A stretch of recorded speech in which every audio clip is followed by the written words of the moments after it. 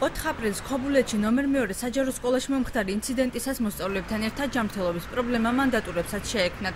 ფაქტის შესახებ ცნობილი მხოლოდ დღეს გახდა, როგორც დაზარალებულები აცხადებენ, მათ სამედიცინო დაწესებულებას გუშინ წინ მიმართეს. ამბობენ, რომ მოზარდების მსგავსი სიმპტომები ჰქონდათ. მეორე დღიდან მქონდა ცოტა თავის ტკბილები, მაგრამ აი როგორც სისლაბე, პირის გაშრობა, რაღაც აი მოთენთილობა, ეს ვიგზენი უკვე მეორე მესამე დღეს. და აი როცა უკვე ძალიან ცუდად ვიგზენი თავი, შემდეგ მიმართე. ეს იყო გუშინ წინ. ძნელია მაგის, მაგრამ მოხდა ხუთშაბათს. მაგრამ რაღაცა რომ მოხდა ეს ფაქტია.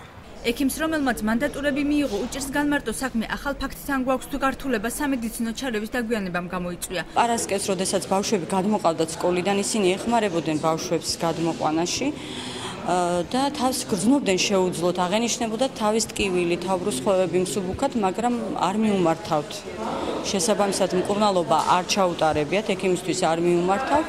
გუშინ საღამოსთვის ეს მოვლენები ცოტა უფრო გამძაფრდა. ორმა მანდატურმა მომართა გუშინ საღამოს ინტოქსიკაციის მსგავსი სიმპტომებით, რაც აღენიშნებოდათ ბავშვებს, მათ გაეწიათ გადაუდებელი დახმარება. ისინი იმყოფებოდნენ მთელი ღამის განმავლობაში ემერჯენსის განყოფილებაში დინამიური მეთვალყურეობის ქვეშ, გაეწერენ დილისათვის სტაბილური ჰემოდინამიკით. სკოლის დირექტორი კი ირწმუნება, რომ მდგომარეობა სტაბილურია და მშობლებსა და მოსწავლეებს მოუწოდებს სასწავლო პროცესს დაუბრუნდნენ. სწრებადობა, რა თქმა უნდა, ისეთი რაოდენობით არ იყო.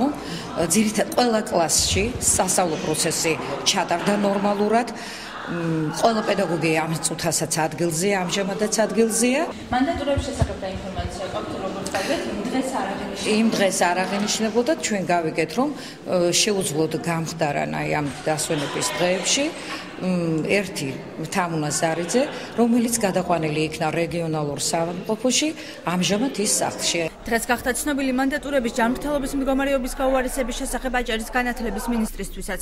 გიორგი თავამაიშვილმა ისინი დღესვე მოინახულა. მინისტრის ინფორმაციით, თავი ორგანიზმში დარჩენილმა ტოქსიკურმა ნარჩენებმა იჩინა. მე გავიხსენეს მანდატურები, რომ ესეც გუნდის ხალხი, ვინც ყველაზე მეტი დრო გაატარა იმ სივრცეში, ზოგადად, რასაც მეორე სკოლის სივრცე ქვია.